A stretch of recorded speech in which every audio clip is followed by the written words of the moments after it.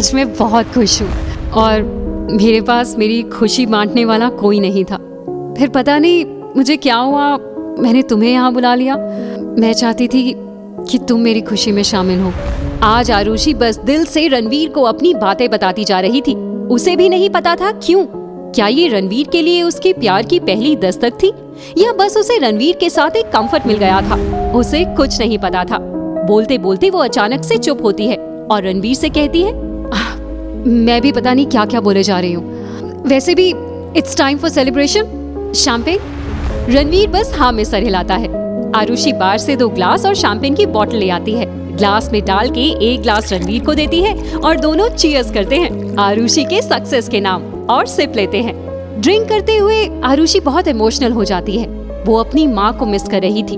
वो सोचती है अगर आज माँ जिंदा होती तो कितना खुश होती। वो रणवीर से कहती है माँ के जाने के बाद वो बहुत अकेला महसूस करती है और वो रोने लगती है, जिस पर रणवीर उसका हाथ थाम लेता है और उससे कहता है कि जब तक वो है आरुषि को अपने आप को अकेला महसूस करने की जरूरत नहीं है। आरुषि आंखों में आंसू भरे उसे देखती है। तभी रणवीर उसके करीब आता है और उसे अपनी बाहों में खींच के किस करता है। पहले तो आरुषि को कुछ समझ नहीं आता है, पर अगले ही पल आरुषि भी उसे किस करने लगती है। दोनों एक दूसरे से लिपट के प्यार करने लगते हैं। आरुषि रणवीर की शर्ट के बटन खोलने लगती है। रणवीर भी आरुषि की ड्रेस कंधे से नीचे खींचता है। आरुषि के गर्दन और शोल्डर पर किस करने लगता है। आरुषि की सांसें तेज होने लगती हैं। वो मदहोश हो जाती है और रणवीर का साथ देने लगती है।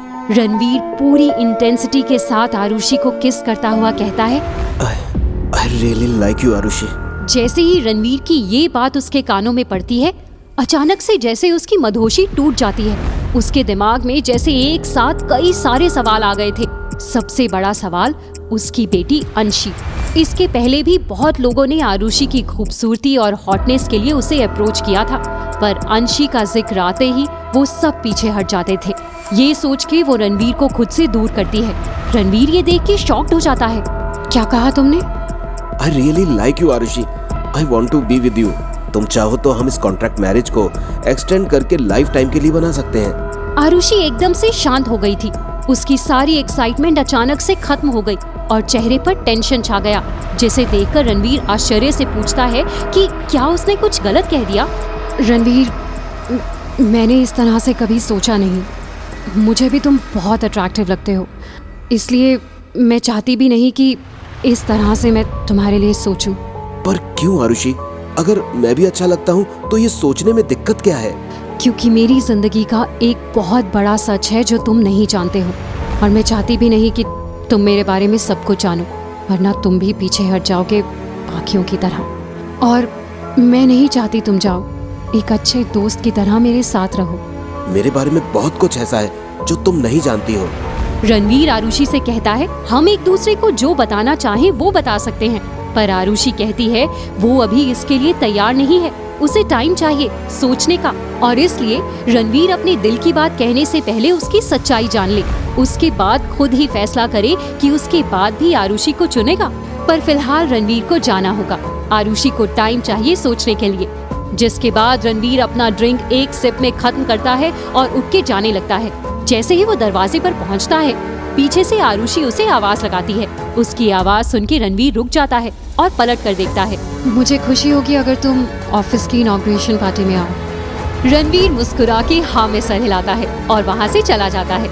आरुषि नम आंखों से उसे जाते हुए देखती है। उसे समझ नहीं आ रहा था कि उसने सही किया या गलत। फिर उसे अंशी का ख्याल आता है और वो अपने आप को समझाती है उसे पहले अंशी के बारे में सोचना है, फिर अपने बारे में, क्योंकि उसके लिए ये बहुत इम्पोर्टेंट है कि जो भी उसको चुने वो अंशी को भी अपनाए। और अगर रणवीर अंशी के बारे में जान के उससे दूर होगा तो उसे तकलीफ होगी, क्योंकि उसे भी रणवीर पसंद होता है। 2 दिन बाद ऑफिस की इनॉग्रेशन की पार्टी होती है और पिछले 2 दिन आरुषि यही सोच रही थी कि उसे रणवीर से ये कहना चाहिए या नहीं। फिर वो फैसला करती है कि वो पार्टी पर रणवीर को अंशी के बारे में बता देगी। फिर उसका जो भी फैसला हो उसे आरुषि एक्सेप्ट करेगी। उधर रणवीर सोचता है अगर आरुषि उसे चुन लेगी तो वो आरुषि को अपनी सच्चाई बता देगा कि वो ही मल्होत्रा इंडस्ट्रीज के मालिक वीरेंद्र मल्होत्रा का बेटा दी रणवीर मल्होत्रा है।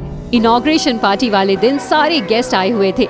जेपी वर्मा रणवीर को सबसे मिलवा रहे होते हैं और एक तरफ सरिता, कबीर और प्रिया आरुषि से बदला लेने का प्लान कर रहे होते हैं। ये सही मौका है आरुषि से बदला लेने का। हमारे प्लान को फेल करके बहुत इतरा रही है। आज सबके सामने इसकी पोल पट्टी खोल दूंगी मैं। सरिता के शातिर दिमाग में कोई प्लान चल रहा था। उसने सोचा कि आज के दिन अगर वो जेपी वर्मा को रणवीर की सच्चाई बता देगी, उसके बाद आरुषि का जो होगा वो देखने लायक होगा। वो जेपी वर्मा के पास आती है। जेपी वर्मा रणवीर से बात कर रहे होते हैं। उन्हें उसके बीच से अचानक से अलग से ले जाके बोलती है कि जिसे वो मल्होत्रा इंडस्ट्रीज का मालिक समझ रहे हैं, असल में वो एक वर्कर है। जो सुन के जेपी वर्मा चौंक जाते हैं। वो रणवीर की तरफ देखते हैं और रणवीर कंफ्यूज्ड सा सरिता और जेपी वर्मा को ही देख रहा होता है कि क्या बात हो सकती है। तभी जेपी वर्मा को याद आता है कि वो तो खुद रणवीर से उसके ऑफिस में मिलके आए हैं। ये कैसे हो सकता है? वो सरिता को डांट लगाते हुए कहते हैं, क्या बकवास कर रही हो? ऐसा कैसे हो सकता है? तुमको कोई गलतफहमी हो गई होगी। अरे मैं सच कह रही हूँ, मुझे कोई गलतफहमी नहीं हुई है। आप आरुषि से खुद पूछ लीजिए। सरिता का यही प्लान था। बस ये बात जेपी वर्मा के कान में डालना था और उनको भड़काना था। जेपी वर्मा को सरिता की बात सुन के लगता है कि उन्होंने खुद रणवीर को ऑफिस में देखा है, इसलिए वो सीधे रणवीर से जाके पूछते हैं इस बारे में। तो रणवीर उन्हें बताता है, हाँ, आरुषि उसे सिर्फ एक वर्कर ही समझती है और रणवीर एक वर्कर बनके ही उसका प्यार पाना चाहता है, इसलिए उसने आरुषि को अपनी सच्चाई नहीं बताई है। और रणवीर जेपी वर्मा को पूरी बात बताता है और ये सुन के जेपी वर्मा मुस्कुरा के रणवीर को गले लगा लेते हैं। रणवीर का आरुषि के लिए प्यार देख के उनका दिल भर आता है और दूसरी ओर खड़े सरिता, कबीर और प्रिया के चेहरे की हवाइयां ही उड़ जाती हैं। उन्हें समझ ही नहीं आता कि रणवीर ने ऐसा क्या कहा जो जेपी वर्मा ने उसे गले लगा लिया। रणवीर जेपी वर्मा से कहता है, अंकल, ये बात खुद मैं आरुषि को बताना चाहता हूँ, इसलिए मेरी रिक्वेस्ट है कि आप किसी से कुछ ना बताइएगा। डोंट वरी बेटा, मैं किसी को कुछ नहीं कहूँगा। रणवीर को सरिता के प्लान पर इस तरह पलटवार करते देख के सरिता को बहुत गुस्सा आता है। वो थोड़ी देर गुस्से से रणवीर को घूरती है, फिर मुस्कुरा के कबीर के कान में कुछ कहती है। ये सुन के कबीर के चेहरे पर भी शातिर मुस्कान आ जाती है। वो मुस्कुराता हुआ रणवीर की तरफ बढ़ता है। आरुषि बार के पास खड़ी ड्रिंक पे ड्रिंक ले रही थी। उसे रणवीर को ये बताने के लिए कि उसकी एक बेटी है, वो भी बिना शादी के, इसके लिए हिम्मत जुटानी थी। उसे नहीं पता था कि ये सुनने के बाद रणवीर कैसे रिएक्ट करेगा, पर मन ही मन वो ये सोचती है कि रणवीर उसे अपना ले। वो ये सोचती हुई एक झटके में पूरा ड्रिंक पी जाती है और जैसे ही रणवीर से बात करने के लिए मुड़ती है, देखती है कि कबीर रणवीर के साथ खड़ा कुछ बात कर रहा है। कबीर और रणवीर दोनों आरुषि की तरफ देख रहे हैं और रणवीर के चेहरे की हवाइयां उड़ी हुई होती हैं। ये देख के आरुषि अपनी जगह खड़ी की खड़ी रह जाती है। उसे समझ नहीं आता कि कबीर रणवीर के साथ क्या बात कर रहा है और ऐसी कौन सी बात है जिसे सुन के रणवीर परेशान लग रहा है। वो रणवीर को देख रही होती है और रणवीर भी आरुषि को इस तरह से देख रहा होता है जैसे कोई सवाल कर रहा हो उससे। आखिर कबीर ने रणवीर से ऐसा क्या कहा कि रणवीर के चेहरे का रंग ही उड़ गया? क्या अब आरुषि रणवीर से अपनी बात कह पाएगी? क्या था सरिता वर्मा का प्लान बी और क्या उनका प्लान कामयाब होगा?